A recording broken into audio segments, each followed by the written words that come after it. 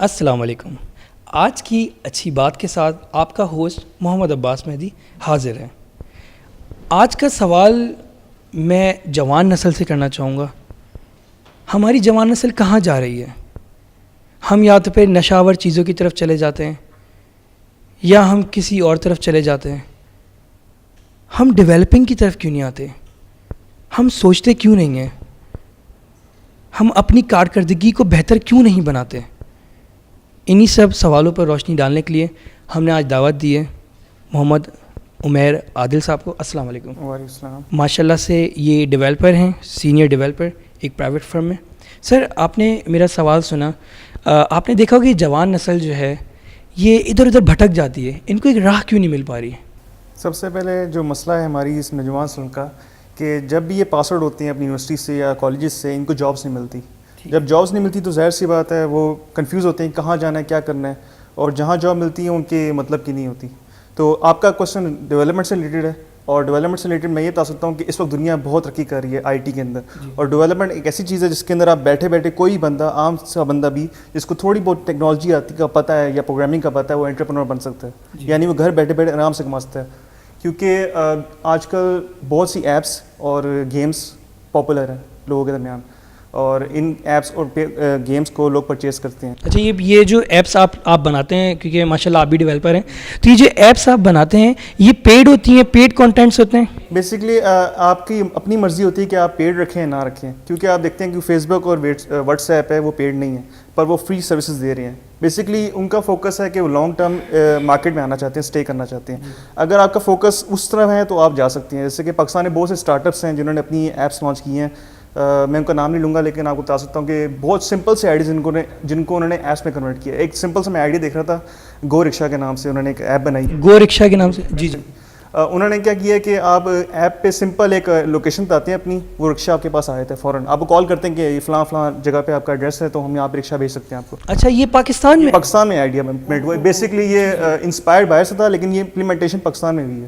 اسی طرح آپ دیکھیں گے ڈفرینٹ ایپس ہیں، جیسے کہ فوڈ آرڈرنگ سسٹم کی انہوں نے ایپ بنائی ہے. آپ کو پتا ہوگا بہت سی مشہور ایپس ہیں. اس طرح ڈفرینٹ ایپ جتنے بھی آئیڈیاز ہیں ڈیولپمنٹ ہو رہی ہیں پاکستان کے اندر، کافی اس پہ کام چل رہا ہے.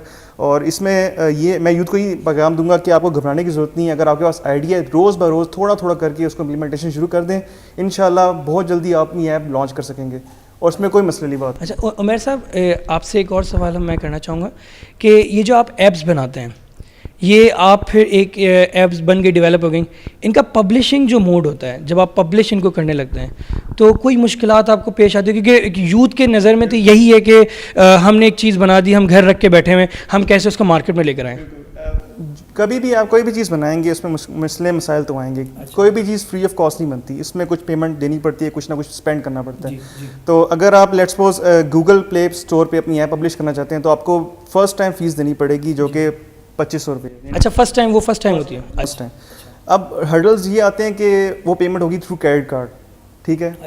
اب کریڈٹ کارڈ عام بندہ جیسے اسٹوڈنٹ بندہ ہے وہ افورڈ نہیں کر سکتا، اس کو کسی اور کے پاس جانا پڑتا ہے، تو ان سے لون لینا پڑتا ہے. تو یہ مسئلے مسائل ہوتے ہیں جو یوتھ کو فیس کرنے پڑتے ہیں، لیکن اس کے علاوہ اور کوئی ایسا مسئلہ نہیں ہے. اچھا عمیر صاحب، آپ ایک بات بتائیے کہ کوئی ایسا پینل ہونا چاہیے، کوئی ایسی آرگنائزیشن ہونی چاہیے جہاں پر جو نوجوان اصل ہیں وہ جائے، انہی کے کریڈٹ کارڈ کے تھرو ان کا کام ہو جائے؟